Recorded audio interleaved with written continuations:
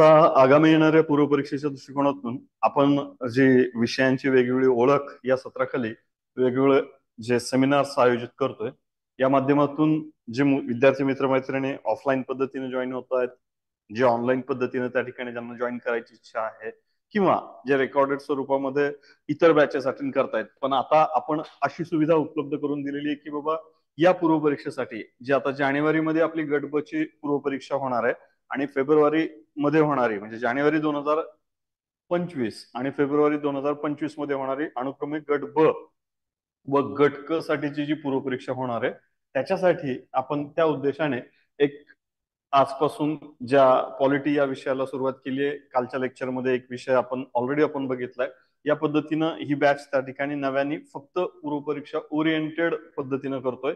या बॅचचं वैशिष्ट्य असं आहे मित्रांनो की सर्व विषय आपण त्या ठिकाणी कव्हर याच्या माध्यमातून करणार आहे आणि साधारणतः सर्व विषयांना मिळून आपण यासाठी 300 पेक्षा अधिक तासाचं नियोजन केलेलं आहे. याच्यामध्ये पूर्वपरीक्षेचेच फक्त विषय आपण घेणार. पूर्वपरीक्षा या माध्यमातून आपण ऑनलाईन पद्धतीने जर तुम्ही अटेंड होऊ शकलात तर 5,000 रुपये साधारणतः फीस आपण त्या ठिकाणी ठेवलेली आहे. तर ऑफलाईनच्या विद्यार्थी मित्रमैत्रिणींसाठी 7,000 रुपये फीस आपण स्ट्रक्चरमध्ये त्या ठिकाणी बदल केलेला आहे. याचं उद्दिष्ट आणि वैशिष्ट्य असं की सर्व विषयांना आपल्याला त्या ठिकाणी टार्गेट करायचं तर आहेच, पण याशिवाय मित्रांनो त्या ठिकाणी आपण ऑनलाईन आणि ऑफलाईनच्या विद्यार्थी मित्रमैत्रिणींसाठी टेस्ट सिरीज पण वेगळी त्या ठिकाणी आयोजित करतोय. याशिवाय आवश्यक असणारं स्टडी मटेरियल आपण त्या ठिकाणी उपलब्ध करून देतोय. या वेगवेगळ्या माध्यमातून आपण तुमच्यापर्यंत या विषयाच्या प्रत्येक विषयाला न्याय देण्याचा प्रयत्न संबंधित फॅकल्टी करणार आहे. आज आपण पॉलिटी रिलेटेड संयुक्त पूर्वपरीक्षा जो येणारी आहे या माध्यमातून पॉलिटी या विषयाचा जर पूर्वपरीक्षेचा अभ्यासक्रम बघितला तर संयुक्त पूर्वपरीक्षा आता आपण असं म्हणूयात PSI, STI, ASO या गट ब मधील, तर याशिवाय क्लेरिकल ग्रेडच्या असणाऱ्या गट क मधील एक्झामसाठी पॉलिटी हा विषय जर साधारणतः विभागणी करायचं म्हटलं तर आपल्याला एकंदरीत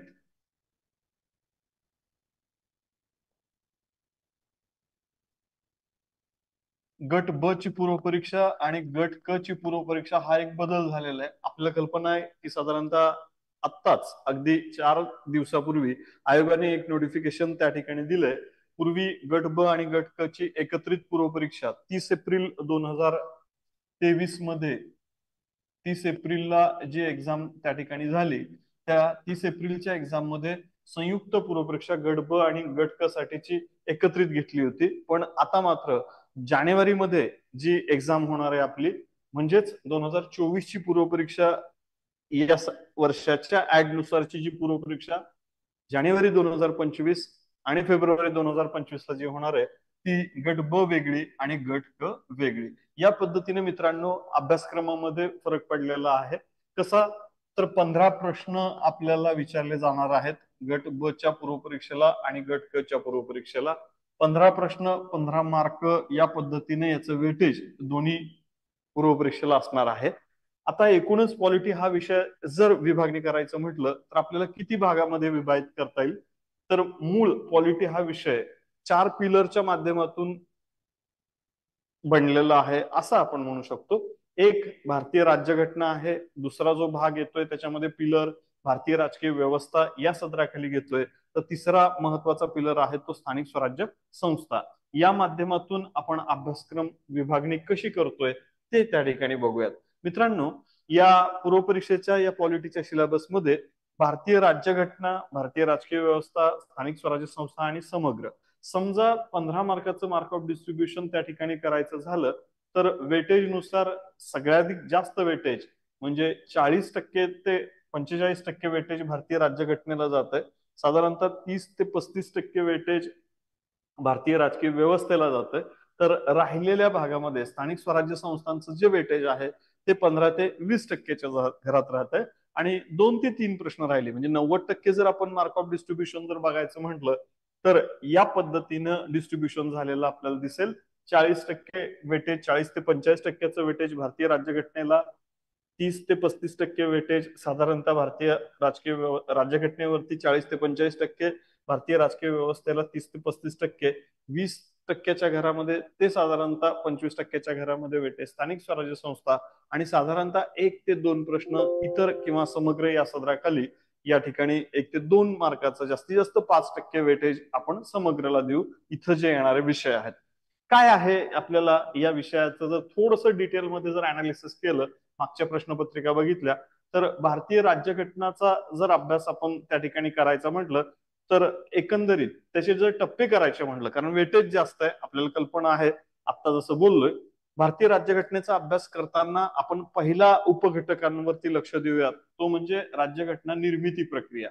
म्हणजे साधारणतः राज्यघटना पूर्वस्थिती, राज्यघटनेची मेकिंग ऑफ द कॉन्स्टिट्यूशन म्हणजे संविधान सभा आणि संविधान सभेचं कामकाज, म्हणजे या टप्प्यामध्ये आपण बघणार आहोत.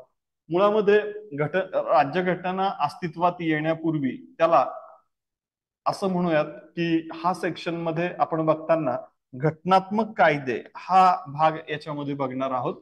घटनात्मक कायदे मित्रांनो, यासाठीचे पुस्तक संदर्भ साहित्य आपल्याला कमीत कमी कालावधीमध्ये वाचायचं असेल तर एम लक्ष्मीकांत, रंजन कोळंबे सरांचं पुस्तक आहे, एम लक्ष्मीकांत आहे. तसंच द युनिक अकॅडमीच्या माध्यमातून आपण भारतीय राज्यघटना आणि घटनात्मक व्यवस्था या पद्धतीचं देखील त्या ठिकाणी पुस्तक आहे. तर किमान 2 ते कमाल 3 पुस्तकं आपण यासाठी वापरावीत. साधारणतः पार्श्वभूमीमध्ये घटनात्मक कायद्यांमध्ये बघणार म्हणजे काय, मुळात घटनात्मक कायदे म्हणजे काय इथून सुरुवात करूयात आपण. घटनात्मक कायदे म्हणजे राज्यघटना अस्तित्वात येण्यापूर्वी कोणत्या पद्धतीने भारताचा राज्यकारभार प्रथमतः ब्रिटिश ईस्ट इंडिया कंपनी आणि त्यांच्यानंतर ईस्ट इंडिया कंपनी नंतर प्रत्यक्षात ब्रिटिश राजपदाद्वारे हे कामकाज केलं जात होतं, याच्याबद्दल जर आपण बघितलं तर काय व्यवस्था होते आपल्याकडे. मग त्याला आपण दुसऱ्या भाषेमध्ये काही पुस्तकात असं पण म्हटलेलं आहे की राज्यघटना पूर्वीची प्रशासकीय यंत्रणा किंवा राज्यघटना पूर्वीचे कायदे ज्याच्यानुसार राज्यकारभार केला. याच्यामध्ये आपण काय बघणार तर राज्यघटना पूर्वीचा पहिला कायदा 1773चा रेग्युलेटिंग ऍक्ट आपण असं म्हटलं त्याला. ईस्ट इंडिया कंपनीवरती त्या ठिकाणी संसदेनं ईस्ट इंडिया कंपनीच्या कामकाजाचं नियमन करण्यासाठी पहिल्यांदा 1773चा रेग्युलेटिंग ऍक्ट त्या ठिकाणी मंजूर केला. या कायद्यानुसार काय केलं गेलं तर साधारणतः ईस्ट इंडिया कंपनीनं प्रशासकीय कामकाज, लष्कर विषयक कामकाज, व्यापार विषयक कामकाज याच्याबद्दलच्या त्या ठिकाणी स्वरूप विशद करण्याचं काम या कायद्याने त्या ठिकाणी केलेलं आहे. दुसरा मग त्यानंतरचा 1792चा कायदा हा त्याच्यानंतर आपण त्याच्यामध्ये बघणार. 1792 मध्ये काय केलं गेलं तर थोडस प्रशासकीय कामकाजामध्ये लष्करी कामकाज आणि प्रशासकीय कामकाज याचं थोडं वर्गीकरण वेगळ्या पद्धतीनं करण्यात आलं, असा एक प्रयत्न त्याच्या माध्यमातून झाला. 1803च्या कायद्यानं पहिल्यांदाच त्या ठिकाणी व्यापार विषयक ईस्ट इंडिया कंपनीवरती काही नियंत्रणं आणली गेली. उदाहरणार्थ इतर व्यापारी कंपन्यांना देखील त्या ठिकाणी शिरकाव करण्याची मागणी त्या ठिकाणी झाली आणि त्याच्याशी संबंधित 1803चा कायदा त्यानंतर झाला. 1813च्या कायद्याच्या माध्यमातून पहिल्यांदाच भारतातील नागरिकांसाठी शिक्षण विषयक 1,00,000 रुपयाची त्याला दक्षिणा फंड मंजूर करण्यात आला असं आपण म्हणूयात. आणि या माध्यमातून मित्रांनो भारतीयांना शिक्षणासाठी प्रतिवर्षी ईस्ट इंडिया कंपनीनं 1,00,000 रुपये खर्चून भारतीयांच्या शिक्षणासाठी त्या ठिकाणी सुविधा देणं बंधनकारक करण्यात आलं. याचा उपयोग असा झाला की भविष्यामध्ये ईस्ट इंडिया कंपनीसाठी क्लेरिकल ग्रेडला किंवा गट क आणि गट ड लेवलला जे प्रशासकीय भरती केली जात होती ती सुशिक्षितांची पिढी निर्माण व्हावी या उद्देशाने 1,00,000 रुपये इंग्रजी शिक्षण देणाऱ्या संस्थांना त्या ठिकाणी आणि फारसीचं इंग्रजी भाषेत भाषांतर करणाऱ्या आणि इंग्रजी ग्रंथांचं फारसीमध्ये रूपांतर करणाऱ्यासाठी 1,00,000 रुपये गणित, इंग्रजी, फारसी, प्रशासकीय कामकाज, कायदे याच्यासाठी मंजूर केले गेले. 1833च्या कायद्याने मित्रांनो थोडस याच्यामध्ये वाढ झाली. 20 वर्षानं सनद पुन्हा रिन्यू झाली आणि ईस्ट इंडिया कंपनीला अजून व्यापार करण्यासाठी काही 20 वर्ष वाढीव देण्याचं या कायद्यानं मान्य करण्यात आलं.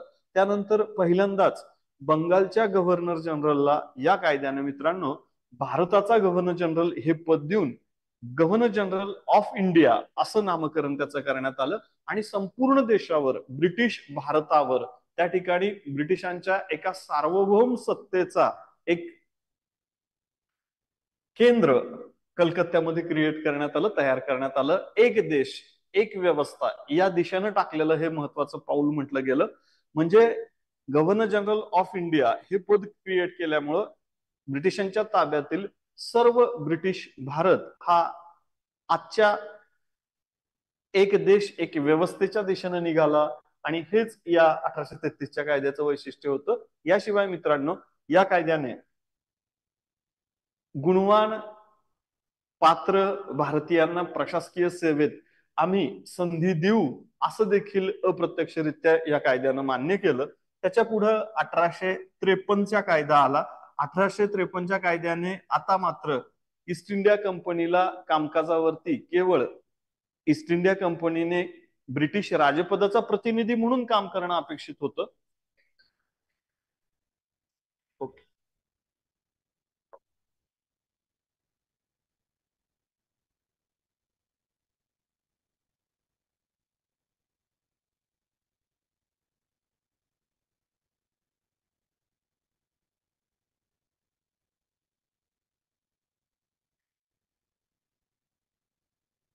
या पद्धतीने मित्रांनो आपण 1853च्या कायद्याचं वैशिष्ट्य असं बघत होतो की या कायद्याने प्रथमतः भारतीयांना स्पर्धा परीक्षेच्या माध्यमातून प्रशासकीय सेवेमध्ये प्रवेश करण्याची संधी मिळाली 1853च्या कायद्यानुसार.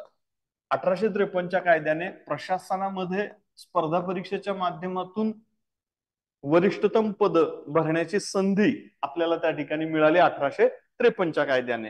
असं भारतीयांना स्पर्धा परीक्षेमध्ये गुणवान पात्र व्यक्तींना एक परीक्षा देऊन प्रशासकीय सेवेमध्ये अगदी उच्चतम पद देखील मिळवता येतील अशी तरतूद या कायद्याने करण्यात आली. दुसरी तरतूद या ठिकाणी गव्हर्नर जनरलला मदत करण्यासाठी एक मंडळ बनवण्यात आलं. कायदेविषयक साठी कारणासाठीचं मंडळ आणि कार्यकारी विषयक कायद्यांविषयीचं या पद्धतीने कार्यकारी विषयक कामकाजाविषयीचं मंडळ असं त्या ठिकाणी थोडंसं वर्गीकरण करण्यात आलं. 1853च्या कायद्याने पहिल्यांदाच त्या ठिकाणी मंत्री परिषद म्हणजे सल्लागार मंडळ गव्हर्नर जनरलला त्या ठिकाणी कामकाज करण्यासाठी असेल अशी तरतूद केल्यामुळं आधुनिक पद्धतीनं याचा भारतातील भविष्यातील प्रशासनाला कसा फायदा झाला हे कुठेतरी या कायद्यामध्ये म्हटलं होतं. 1857चा उठाव झाला मित्रांनो आणि नंतर 1858चा कायदा आला आणि या माध्यमातून भारतामध्ये डायरेक्टली ब्रिटिश राजपदाकडे नियंत्रण गेलं आणि ब्रिटिश राजपदाचं म्हणजे ब्रिटनची राणी ही आता भारताची सम्राज्ञी म्हणून उपाधी धारण करू लागली. आणि महत्वाचा फरक हा झाला की भारताचा गव्हर्नर जनरलला पुढे त्या ठिकाणी या कायद्यानुसार व्हाईसरॉय ही उपाधी देऊन व्हाईसरॉय हे पद क्रिएट करण्यात आलं. लॉर्ड कॅनिंग हाच गव्हर्नर जनरल कम व्हाईसरॉय म्हणून या कायद्यानुसार कामकाज करू लागला.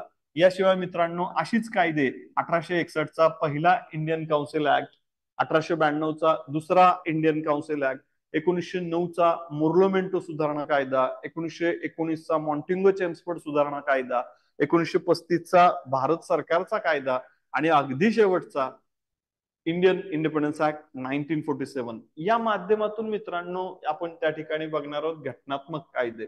याच्यावरती आयोगाने कसे प्रश्न विचारलेत, अगदी कोणत्या कायद्याने पहिल्यांदा ब्रिटिश ईस्ट इंडिया कंपनीसाठी ब्रिटनच्या संसदेनं कायदा मंजूर केला, कुठल्या कायद्याने प्रथमतः भारताच्या गव्हर्नर जनरलला भारताचा व्हाईसरॉय ही उपाधी देखील त्या ठिकाणी लावण्यात आली, कुठल्या कायद्याने भारतामध्ये आधुनिक पद्धतीनं कायदेमंडळ अस्तित्वात आलं, कुठल्या कायद्याला पहिला काउन्सिल ऍक्ट ऑफ इंडिया म्हटलं जातं, तर कुठल्या कायद्याने अल्पसंख्याकांना संविधान त्या ठिकाणी घटनात्मकरित्या कायदेमंडळामध्ये आरक्षण देण्यात आलं, तर कुठल्या कायद्याने पहिल्यांदाच राज्यसूची केंद्रसूची अशी विभागणी करण्यात आली.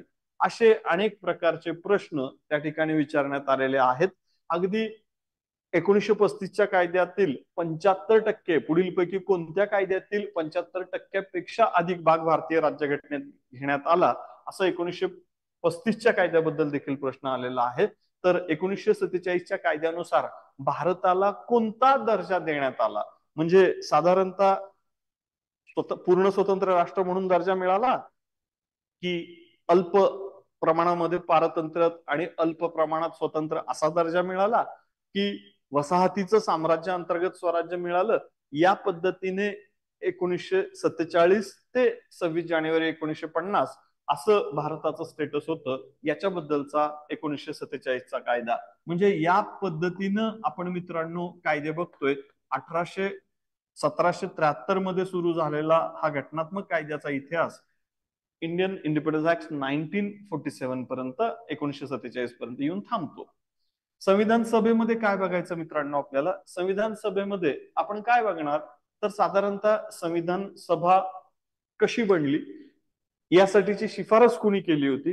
कॅबिनेट मिशन 1946ला केंद्रामध्ये त्या ठिकाणी ब्रिटनच्या मध्यवर्ती सरकारमध्ये बदल झाला आणि ऍटली ब्रिटनचे पंतप्रधान बनले. हुजूर पक्षाचं कडनं सत्ता मजूर पक्षामध्ये झाली, जसं आता ब्रिटनमध्ये 2024 मध्ये पण झालंय की हुजूर पक्षाकडनं सत्ता आता मजूर पक्षाकडे आली. तसं बरोबर त्या ठिकाणी 1945 मध्ये त्या ठिकाणी दुसऱ्या महायुद्धाच्या समाप्तीनंतर ब्रिटनमध्ये सत्तांतर झालं आणि लॉर्ड ऍटली त्या ठिकाणी कोण बनले? भारताचे ब्रिटनचे पंतप्रधान बनले. आणि मग त्यांनी याच्यामध्ये बदल केला. त्यांनी 3 मंत्री भारतात पाठवले, ज्यांनी भारताची संविधान सभा कशी असेल त्याच्याबद्दल शिफारस दिली. त्याला त्रिमंत्री योजना म्हणतो आपण. त्रिमंत्री योजनेच्या माध्यमातून भारतातील संविधान सभा कशी असेल ही शिफारस त्रिमंत्री योजनेने केली. आणि मग संविधान सभा ही 1946 मध्ये झालेल्या राज्याच्या प्रांतांच्या विधिमंडळीय निवडणुकांमध्ये कनिष्ठ सभागृहातील सदस्यांचा मतदानाद्वारे संविधान सभेतील 389 सदस्य पहिल्यांदा त्या ठिकाणी निर्धारित करण्यात आले. 389 सदस्य निवडून आले आणि संविधान सभा बनली. पण मित्रांनो, सर्वच्या सर्व सदस्य होते का कायमस्वरूपी या सभेमध्ये? नाही. जून 2047ला जून 1947 मध्ये त्या ठिकाणी घोषणा झाली की पाकिस्तानसाठी वेगळी संविधान सभेची निर्मिती केली जाईल. परिणामी त्यातले मुस्लिम लीगचे सदस्य जे बाहेर पडले आणि काही सदस्य त्या ठिकाणी संस्थानांचे पण काही प्रतिनिधी नियुक्त करायचे राहिले होते. साधारणतः मग नंतर 299 प्रतिनिधी संविधान सभेमध्ये राहिले आणि ज्यांनी ऍक्च्युअली त्या ठिकाणी नंतर कामकाजाला सुरुवात केली. फाळणी नंतर 15 ऑगस्ट 1947 नंतर मात्र ही संख्या 389 वर्ण घटून 299 झाली. अशी ही संविधान सभा झाली. मग 2 वर्ष 11 महिने 18 दिवस ही संविधान सभा त्या ठिकाणी कामकाज करू लागली. आणि या सभेमध्ये संस्थानांचे किती प्रतिनिधी होते? मग संस्थानांनी त्यांचे प्रतिनिधी नियुक्त करायचे होते, तर राज्यांनी मात्र निवडणुकीच्या माध्यमातून एवढे सदस्य 389 सदस्य निवडून दिले होते. पण ही सदस्य पूर्ण येऊ शकले नाही. फाळणीच्या मुळे 299 सदस्य तिथे राहिले. पक्षीय स्वरूप कसं होतं, तर काँग्रेसचं मेजॉरिटी सदस्य त्याच्यामध्ये निवडून आले होते. याशिवाय 15 सदस्य इतर मध्ये आले होते. या इतर पक्षांमध्ये शेड्यूल कास्ट फेडरेशन असेल, शिरोमणी अकाली दल सारखा पक्ष असेल, कम्युनिस्ट पार्टी सारखा पक्ष असेल, काही 7 ते 8 अपक्ष देखील त्यामध्ये निवडून आले होते. तर काही महिला देखील या संविधान सभेमध्ये आपल्याला दिसतील. अशा पद्धतीनं मित्रांनो राज्यघटना अस्तित्वात येण्यापूर्वीची पार्श्वभूमी या माध्यमातून आपण बघतोय. त्याच्या पुढे जर आपल्याला बघायचं म्हटलं तर आता ज्याच्यावरती राज्यघटना या संदर्भात जो पिलर बघितलाय याच्यामधला हार्डकोर सेक्शन की ज्याच्यावरती आयोग वैचारिक पातळीवरती प्रश्न विचारतं, ज्याच्यामधील प्रश्न विद्यार्थी मित्र मैत्रिणींना साधारणतः थोडे टफ वाटतात. संकल्पना याच्यामध्ये आहेत थोड्याशा मूलभूत स्वरूपाच्या पायाभूत संकल्पनाचा आपण चांगला अभ्यास केला तर निश्चित इथेही चांगले मार्क आपल्याला पडतात. या सेक्शन मध्ये साधारणतः काय बघणार आहे आपण, तर याचे 5 सेक्शन्स केले. तर भाग स्वरूपात जर म्हटलं तर भाग 1 हा त्या ठिकाणी आहे. भाग 1 कलम 1 ते 4 संघ आणि त्याचा भूप्रदेश. आता संघ आणि त्याचा भूप्रदेश म्हणजे काय, तर इथं India that is Bharat shall be a union of state असा ज्याच्याबद्दल उल्लेख केला जातो ते त्या ठिकाणचं संघराज्य व त्याचा भूप्रदेश. सुरुवातीला त्या ठिकाणी भारत हा देश, त्या ठिकाणी मूळ देश, आणि नंतर त्याच्यामध्ये येणारे नवीन गटवार रचना, गट अ, गट ब, गट क आणि गट ड अशी गटवार रचना करण्यात आली होती. आणि नंतर मात्र राज्य पुनर्रचनेनंतर गटवार रचनेचं रूपांतर 1 नोव्हेंबर 1956 नंतर मात्र थोडस वेगळं झालं. आणि मग 14 घटक राज्य आणि 6 केंद्रशासित प्रदेश इथं आले, ज्यांच्याबद्दल मग त्याच्याबद्दलच्या तरतुदी कशा असतील त्याची यादी जर आपल्याला म्हणायचं ती परिशिष्ट क्रमांक 1 मध्ये बघायला भेटते. अनुसूची क्रमांक 1 मध्ये त्याबद्दलची यादी पण दिलेली आहे. असं कलम 1 ते 4 मध्ये आपण भाग 1 मधील व्यवस्था कलमांतर्गत तरतुदीनुसार बघणार.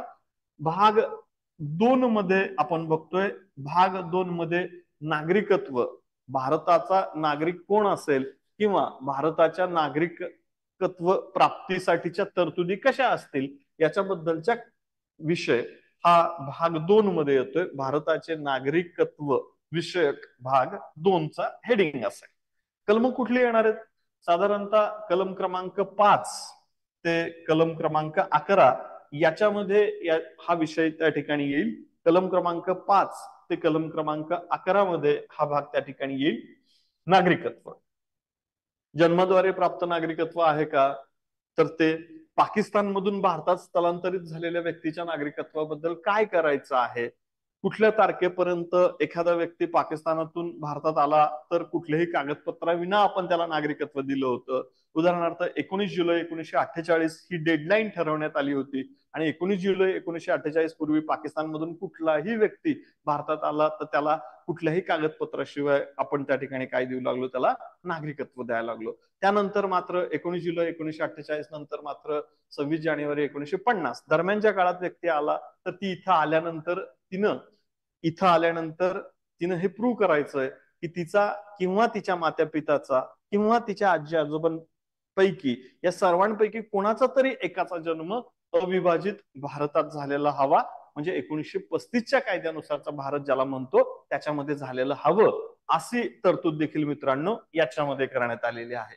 याशिवाय आपल्याला कल्पना आहे की एखादी व्यक्ती आहे, गैर भारतीय व्यक्ती आहे, तिनं भारतीय नागरिकाशी विवाह केला.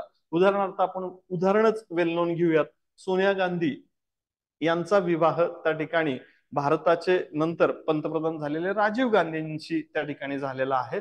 1967-68च्या सुमारास या ठिकाणी सोनिया गांधी आणि राजीव गांधींचा विवाह झाला. सोनिया गांधी मूळच्या इटलीच्या नागरिक, आता मग त्यांना सध्या त्या तर भारतातील एका महत्वाच्या राजकीय पक्षाच्या अगदी महत्वाच्या नेत्या आहेत.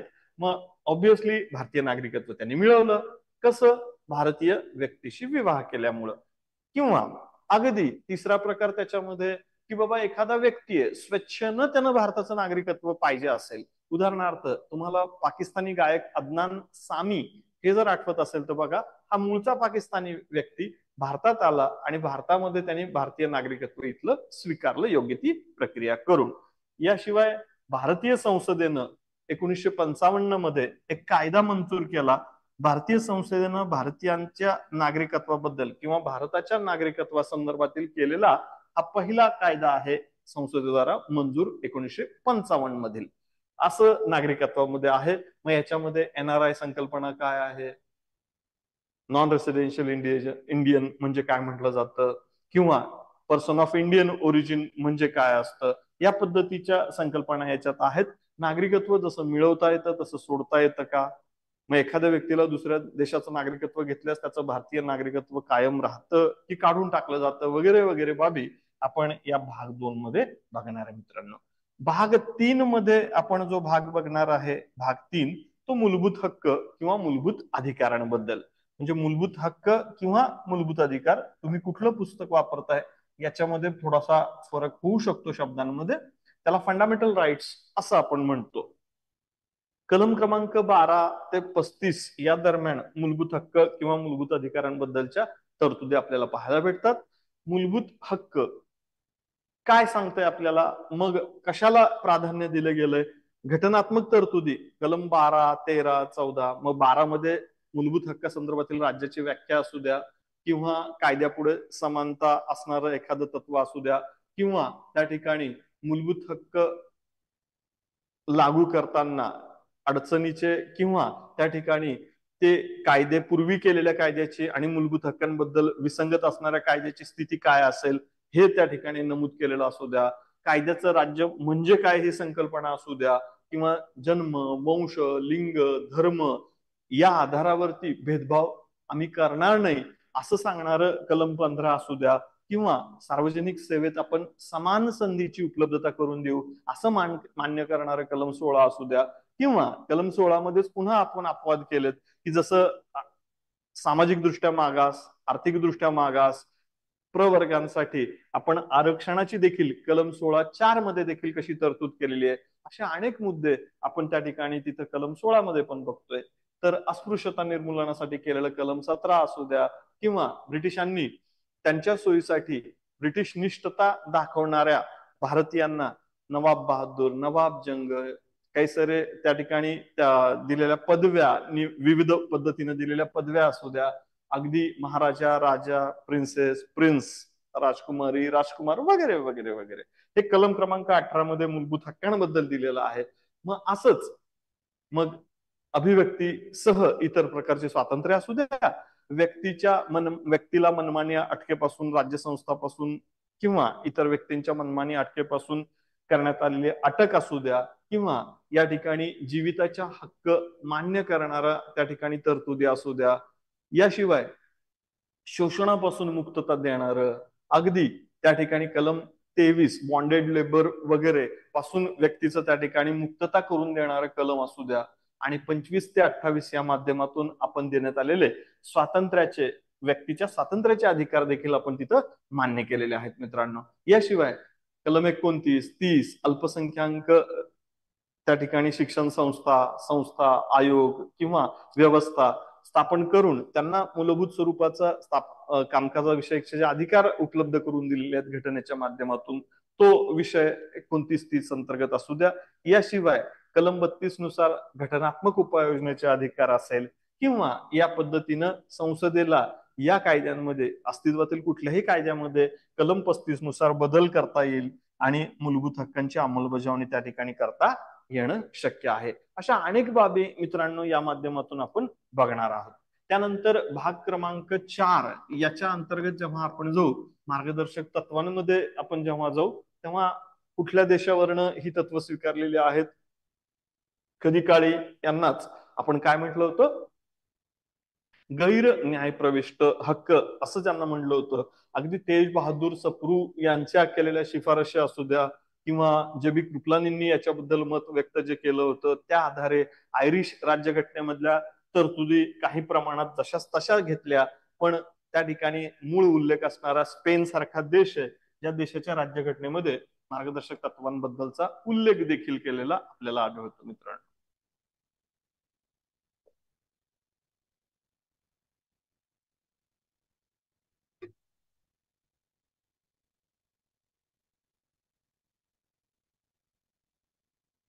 मग मार्गदर्शक तत्वाला न्यायप्रविष्ट का नाही म्हटलं आपण, गैर न्यायप्रविष्ट का म्हटलं? कारण ही तत्व लागू करावं अशी अपेक्षा आहे, केलंच पाहिजे असं बंधन नाही, नाही केल्यास न्यायालयात दाद मागता येत नाही, म्हणून आला आपण गैर न्यायप्रविष्ट हक्क म्हणलं. भविष्यातील येणाऱ्या सरकारांनी ही लागू करावं ही अपेक्षा आहे. जसं की कल्याणकारी राज्याची संकल्पना असेल, मार्गदर्शक तत्वांमधील बाबी प्रत्यक्षात आणण्यासाठी प्रयत्न करणं असू द्या, अगदी त्या ठिकाणी कल्याणकारी राज्य म्हणजे काय, अगदी एकनाथ शिंदे सरकारने अलीकडे राबवलेली माझी लाडकी बहीण योजना असू द्या, किंवा कृषी मित्र सारखी योजना असू द्या, प्रवासी मित्र सारखी योजना असू द्या, अशा अनेक ज्या योजना सरकारने राबवल्या कल्याणकारी योजनेचा तो भाग आहे. अगदी कलम क्रमांक 39A मध्ये न्यायविषयक हक्क त्या ठिकाणी अधोरेखित केलेले आहेत, की एखादा व्यक्ती आहे ज्याला आर्थिकदृष्ट्या एखादा विधिविषयक सल्लागार नियुक्त करता येत नसेल, तर राज्यसंस्थेची ही जबाबदारी आहे की त्याला विधिविषयक सल्लागार उपलब्ध करून देणं. एक उदाहरण फार महत्वाचं आहे मित्रांनो, अगदी 39A बद्दल आपण बोलतोच आहे, तर तुम्हाला कल्पना आहे की सप्टेंबर जसं 9/11 झालं, सप्टेंबर 11चा हा जो विषय झाला की भारतावरती मुंबईवरती हल्ला झाला आणि मग तेव्हा मात्र सप्टेंबर 11 मध्ये 9/11 मुंबईबद्दल जे घडलं तिथं अजमल कसाब सारखा मूळचा पाकिस्तानी अतिरेक्याला देखील भारतानं त्याला अगदी उघड उघडरित्या पाकिस्तानमधून आक्रमण केलेलं असताना देखील आपण राज्यघटनांपर तरतुदीनुसार कलम 39A नुसार त्याला विधिविषयक सल्लागार उपलब्ध करून दिलेला आहे. विधी सल्लागार देखील त्या ठिकाणी त्याला देखील उपलब्ध करून दिलाय. म्हणजे भारतीय राज्यघटना कुणाबद्दलही डिस्क्रिमिनेशन करत नाही. तिला घटनात्मक बाबीनं उपलब्ध करून दिलेले बचावाचे अधिकार आपण ऍक्सेप्ट केले. अगदी महात्मा गांधीजीच्या स्वप्नातील भारत प्रत्यक्षात आणण्यासाठी प्रत्येक गावामध्ये ग्रामपंचायत स्थापन करण्याबद्दलची गांधीवादी विचारसरणीचं कलम 40 काय किंवा स्त्री आणि पुरुषांमध्ये आम्ही कामामध्ये कुठलाही भेद करणार नाही, वेतनामध्ये भेद करणार नाही, समान काम समान वेतन तत्व स्वीकारतोय. तर सर्व नागरिकांच्या नागरी हक्कांमध्ये जसं आपण समानता प्रस्थापित करण्याचा प्रयत्न करतोय तसं नागरी कायदे हे देखील समान ठेवण्यासाठीच कलम 44 समान नागरिक कायद्याबद्दलच त्या ठिकाणी करण्यात आलेली तरतूद असू द्या. यासाठी समान नागरिक कायद्यासाठी भारतामध्ये अगदी गोव्यासारख्या राज्यामध्ये झालेला पहिला प्रयत्न असू द्या किंवा हिमाचल प्रदेश सारख्या राज्यामध्ये केलेली त्याच्या दिशेची वाटचाल असू द्या, असं देखील आपण त्या ठिकाणी म्हणू शकतो. या माध्यमातून मित्रांनो कलम 44 प्रत्यक्षात आणण्यासाठीची अगदी समान नागरिक कायद्याबद्दल सुप्रीम कोर्टाचे दिलेले आदेश आणि याबद्दल केंद्र सरकारने केलेले प्रयत्न ही राज्यांतर्गत आता कलम 44च्या अनुषंगाने कसं राबवता येईल याच्या देखील त्या ठिकाणी आढावा घेतला जातोय.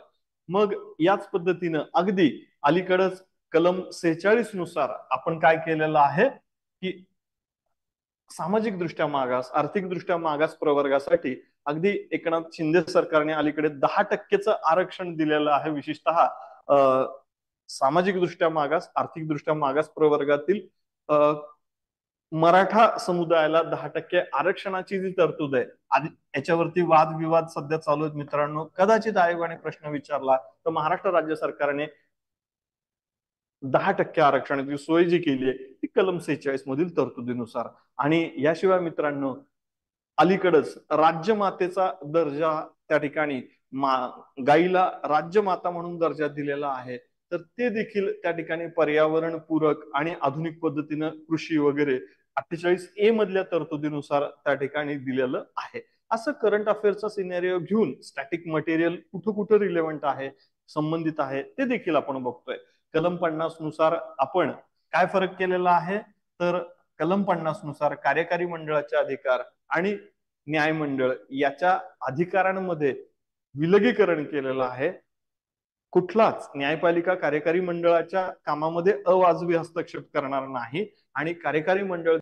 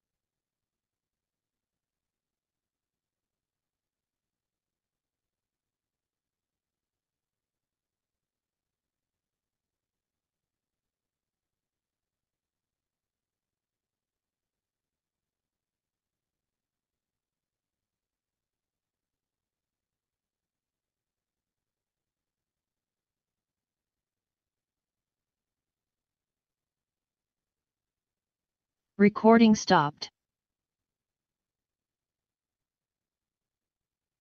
सर एक 2च मिनिटं आवाज येत नाहीये.